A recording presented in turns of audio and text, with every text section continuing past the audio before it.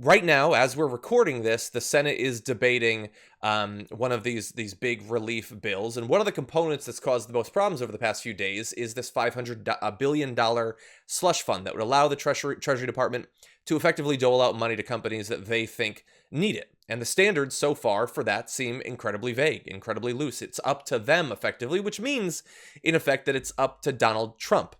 Now, he was asked recently, could he personally benefit from this slush fund? Would he pledge to not take money from it?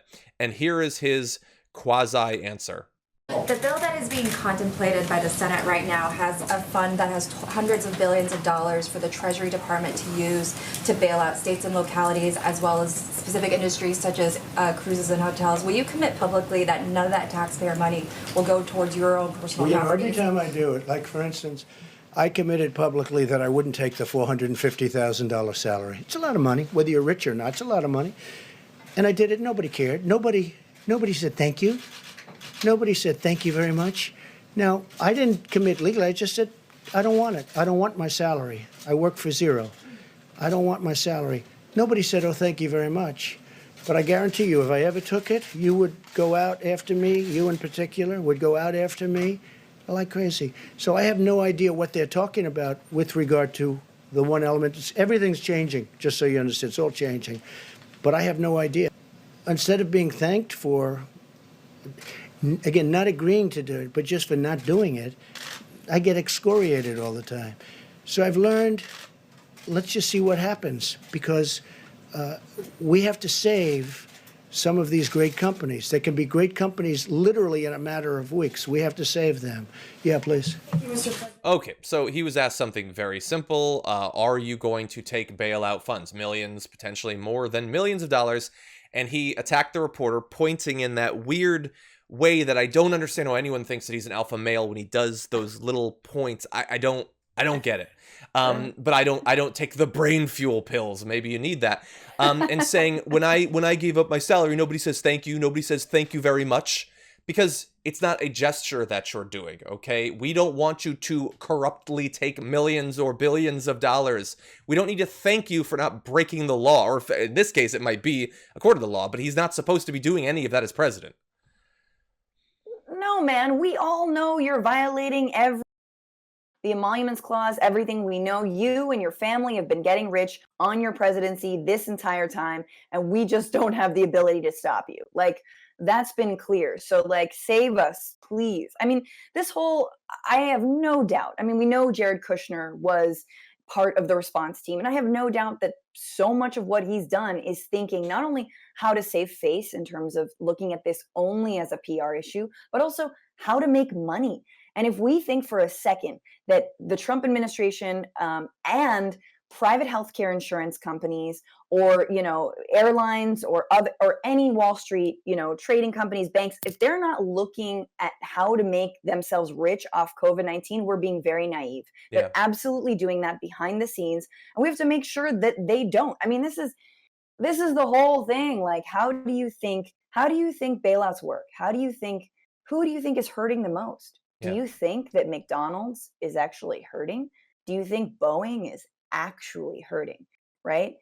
I mean, if they lose whatever, like if they lose 3 weeks of pay, that's nothing. Mm-hmm. If a McDonald's worker loses 3 weeks of pay, that's whether they're homeless or not. Yeah, that could be it.